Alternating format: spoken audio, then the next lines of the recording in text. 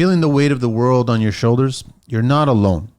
Working in the trades can be tough, long hours, physical demands, and the constant pressure can take a toll on your mental and emotional well-being. It's time to invest in you. Steps to Happiness Coaching offers personalized support to help you manage stress and improve work-life balance, build resilience and overcome challenges, enhance your relationships on and off the job site, and find purpose and satisfaction in your work. Life coach Teresa Greco understands the unique pressures of your world. You'll learn practical tools and strategies to unlock your inner joy. Let her help you build a stronger, happier you. So don't let stress hold you back. Schedule a free consultation today. You deserve to be happy because life is too short to be anything but. Check out Steps to Happiness Coaching at teresagreco.ca or email Teresa at stepstotruehappiness@gmail.com or connect with her on IG at Teresa Greco _Steps to Happiness or Facebook Steps to Happiness with Teresa Greco. This message is proudly supported by the Construction Life. Hey, Teresa. Hi, Manny. How are you doing? So good. So good. I love having these conversations. They, for me, remind me of what's important. That little things, big things? It is all the little things, right, that create the life that we're living. But it's such a powerful reminder when you listen to the positive changes that people are making. Positive in the sense that it's yielding positive results in a variety of different areas. It's like, yes, true.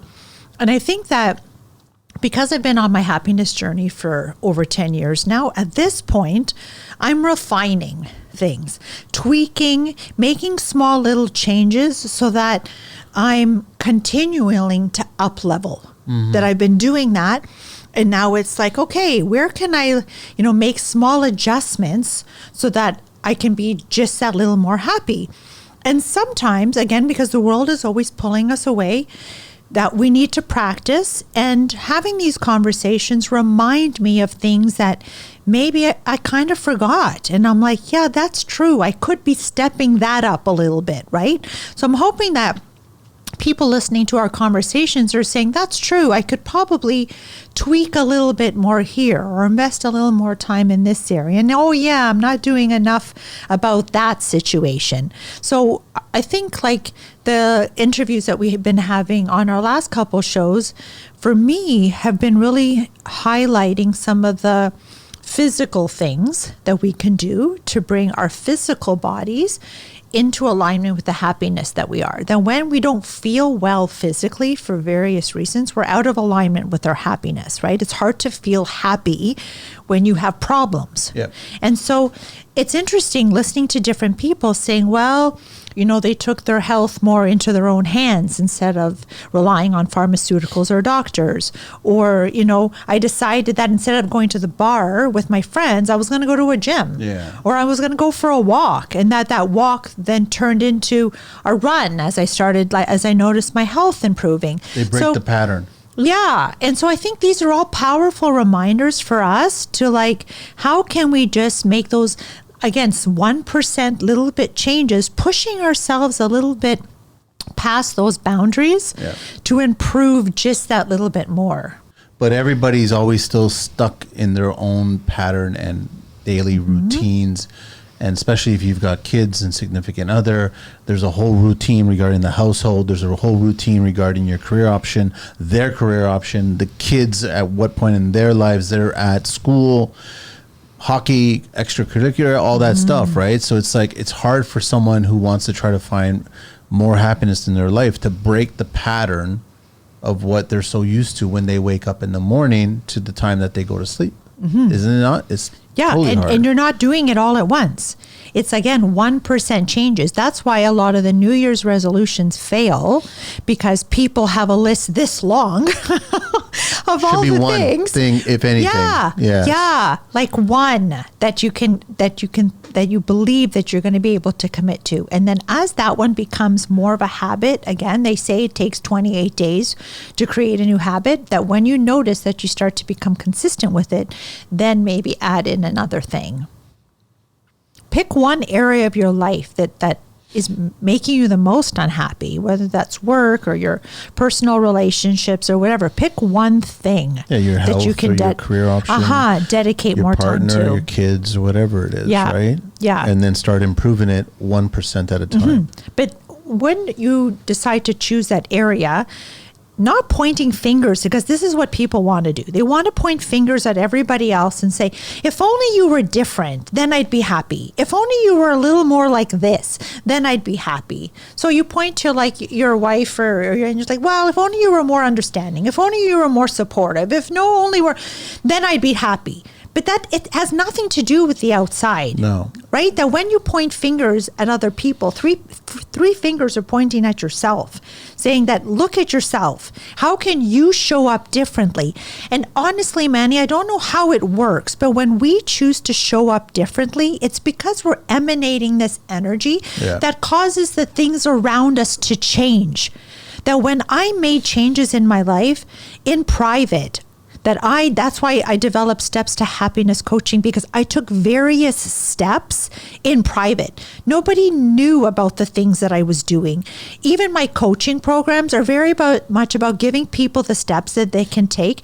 And they don't even have to reveal to me what are the things that they're working through, that I give them tools for them to process what's happening. So that's what happened to me, that I read books that had tools, or I did a coaching program that had tools.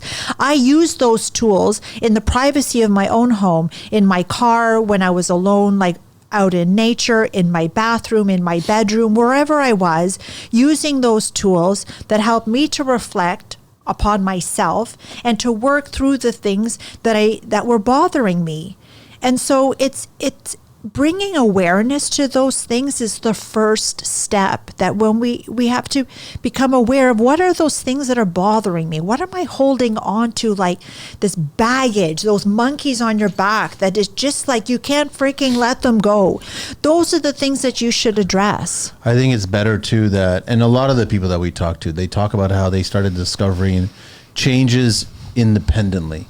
It wasn't, and because we've spoken to a lot of people where criticism comes out, judgment comes out, a lot of this stuff will come out. So you can offer and you could let people know that you're doing this, but expect the criticism, expect the negative people, or the people trying to say, why do you want to go that path? Come back to the bar, come back and hang it out with us, right?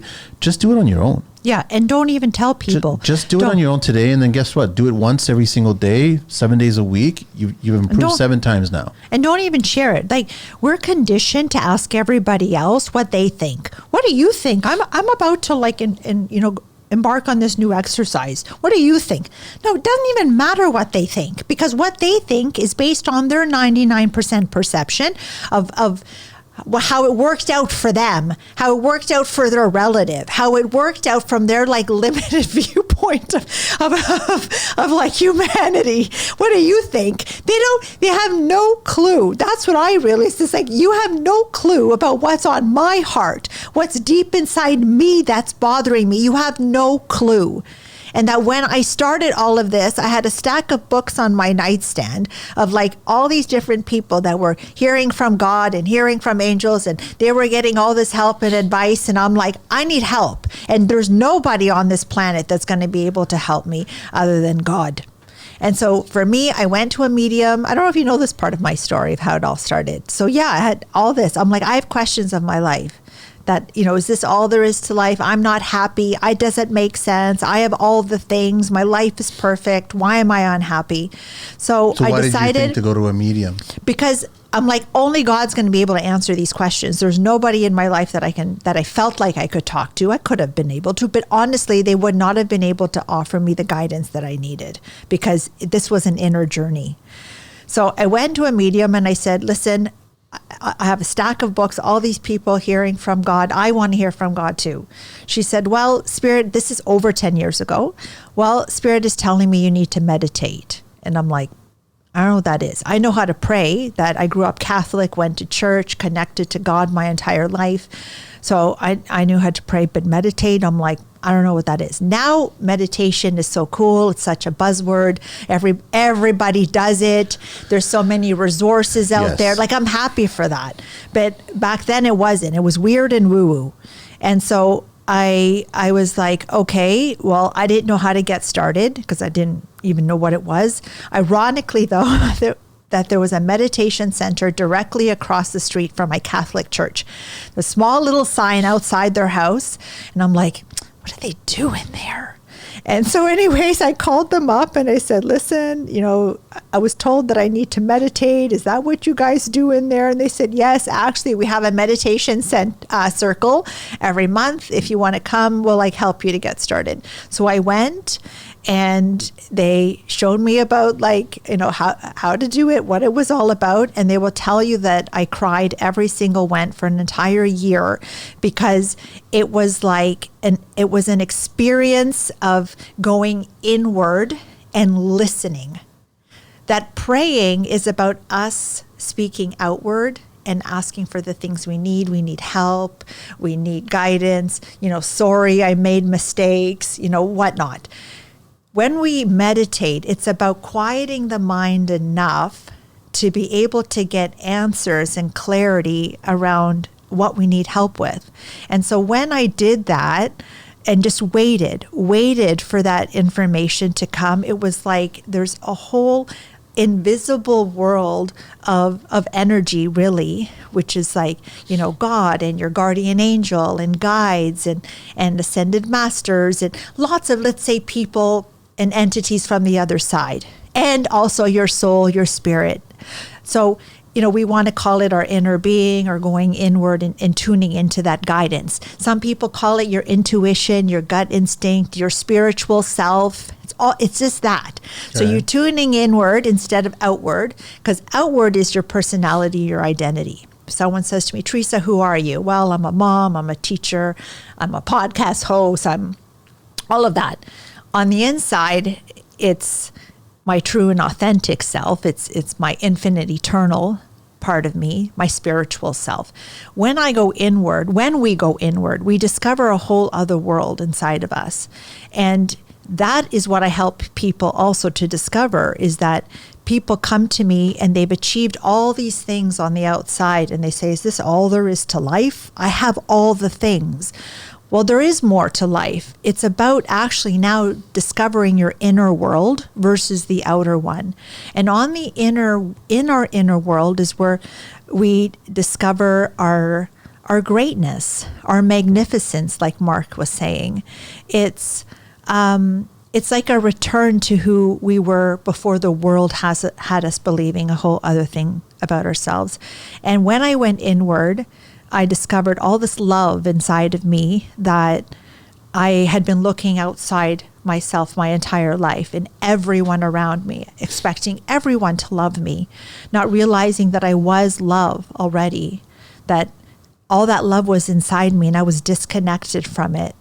When we go inward, we discover that happiness. That's how I discovered what true happiness was, because I also thought it was in all these things, in our possessions, positions, my titles, my degrees, my experiences, my relationships. I thought happiness was outside, till when I went inward and I tapped into that happiness and I was like, oh, wow, I don't even have to do anything. It's all inside me all the time. I just have to make time to connect with it.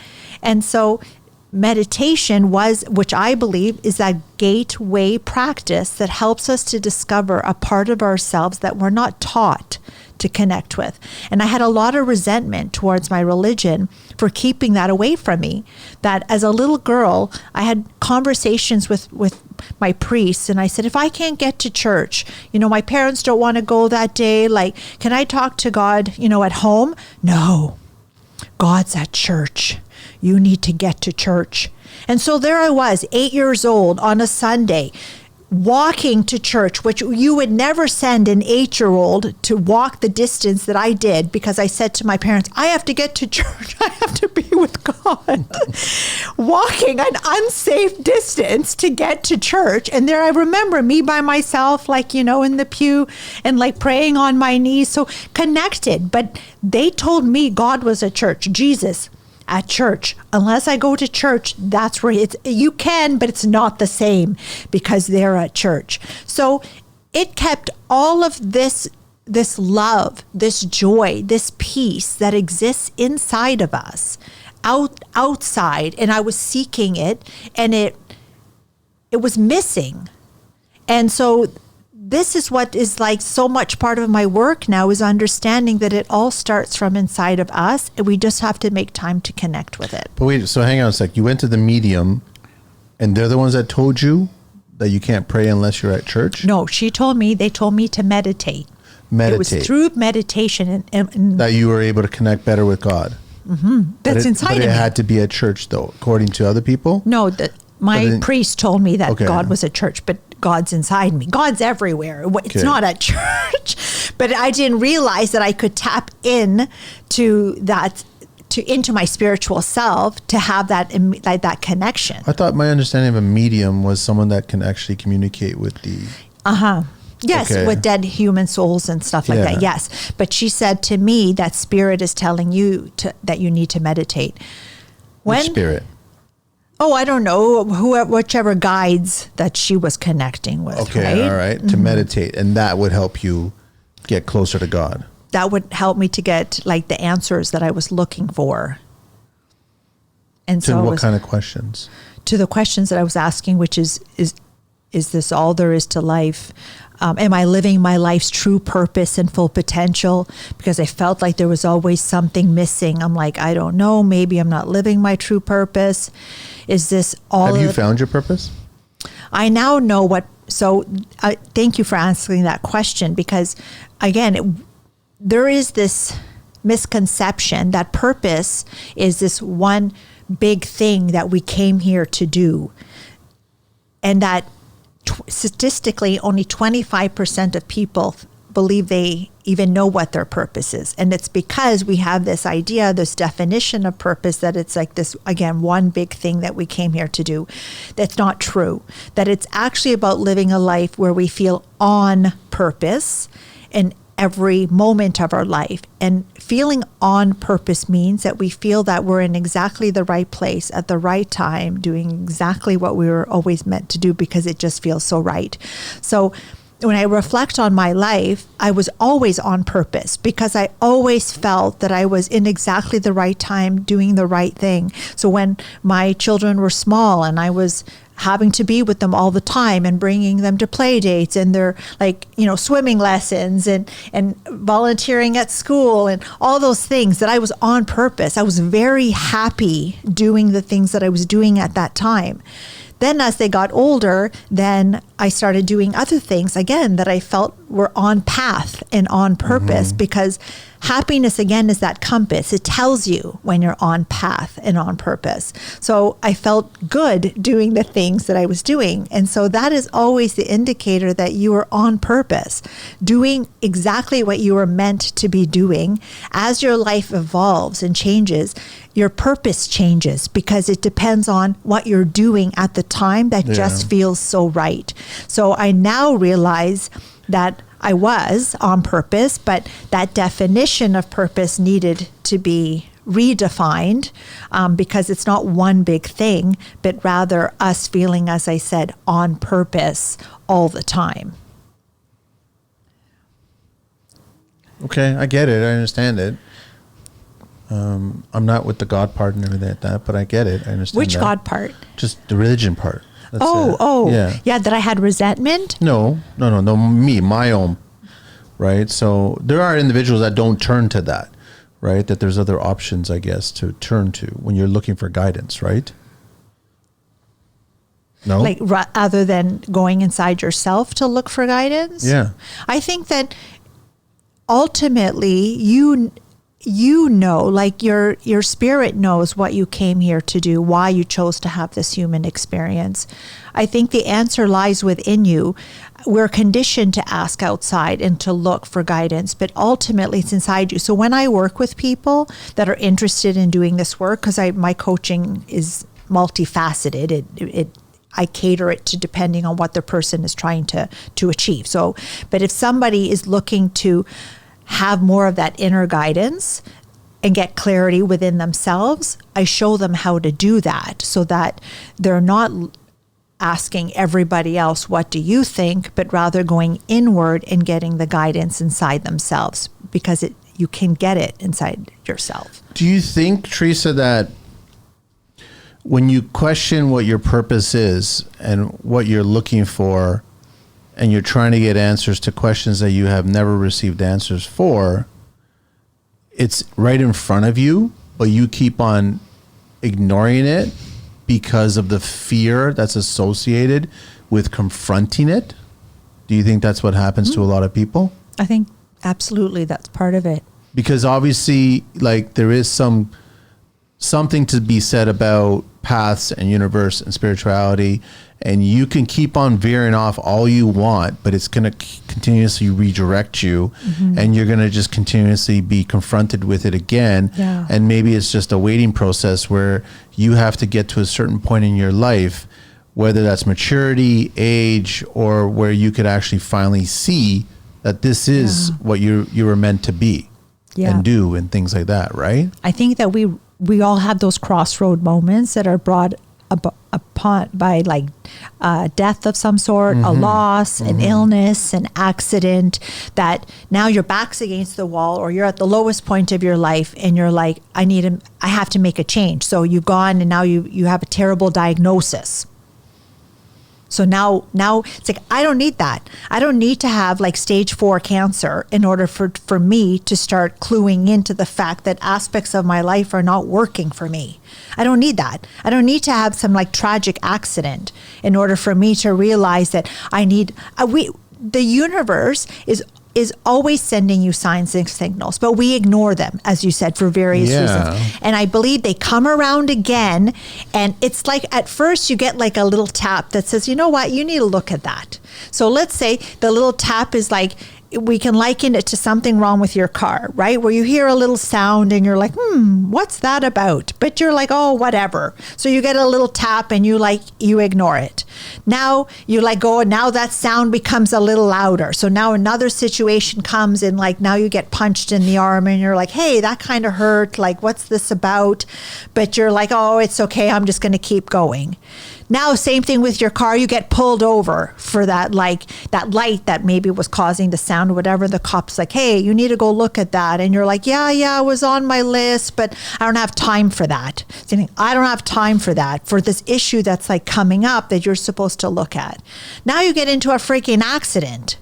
And it's like, okay, but you heard that sound initially and you did nothing about it. So it's like it keeps coming around, and then it like blows you over, and it's like, yeah, well, there were signs and stuff, but you were choosing to ignore it until it got really bad. I now have become very perceptive to like those signs and symbols, so I don't get thrown over.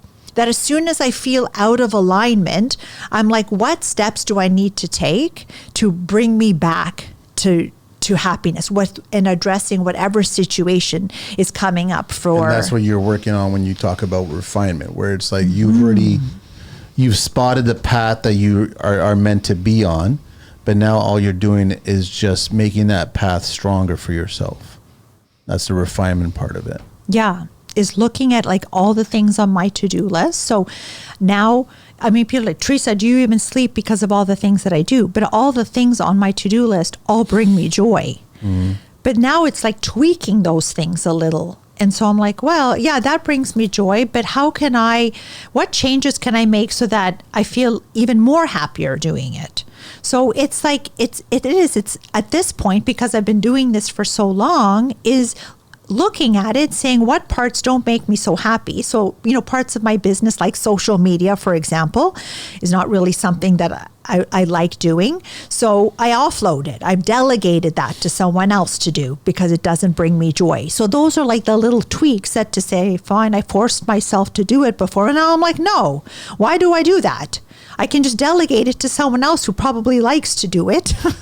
and I can be happier not doing it. So those are like those little refinements, instead like letting go of clients and customers who are just like pains in the ass.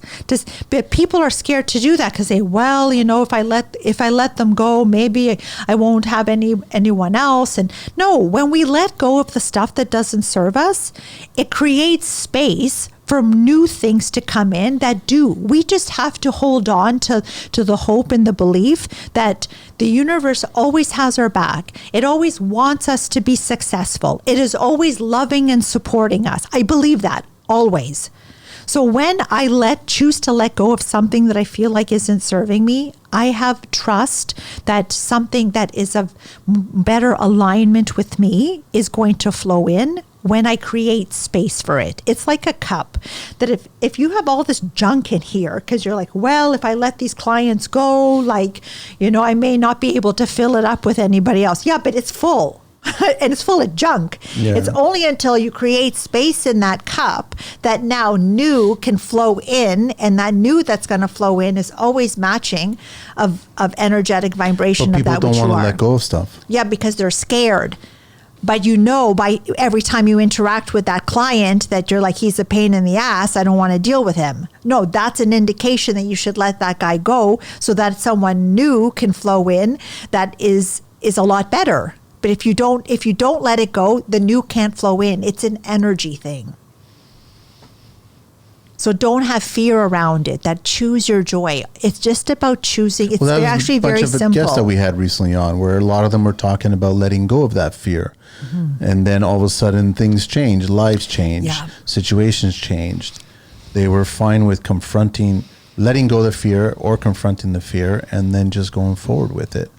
Simple as that, right? Yeah. And then that will happen. So if you let go. Yeah. And do it anyway. That fear comes up to say like, hey, you should look at this. Maybe you don't want to do that. And you look at it to say, well, there's no safety issues with me doing that. I'm going to do it anyway. And so it's just about pushing past that. Not letting it like keep you down and keep you stuck, because like you said, there was someone that you were talking about that had a whole list of excuses for why they hadn't taken the steps they need to. That's all excuses. We're giving ourselves the excuses to not do it when you should just do it. Yeah. Yeah. And recognize that the fear is just like this barrier that you're supposed to overcome. It's not meant to hold you back. It's there to say you can do this. You just have to find the strength and courage to overcome it. It's like a hurdle.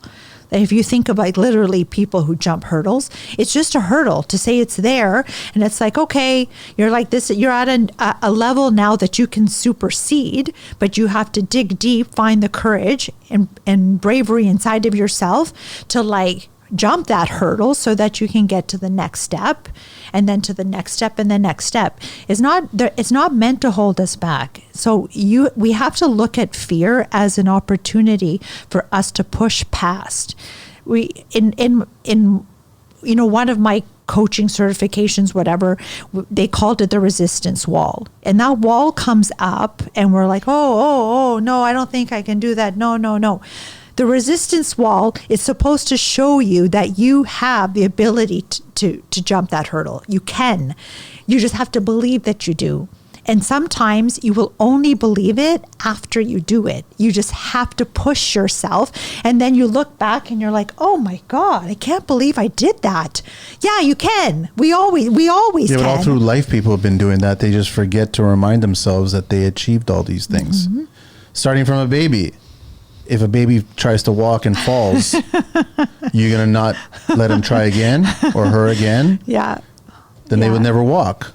Uh-huh. So you got to let them fall and then try again and try again. Yeah. So if you look back on all the things that you've accomplished, then those were all moments of fear before you actually accomplished it. Yes. And that's one of the things that like a coach would say to you is like, look at all the evidence in your past life that tells you can do hard things.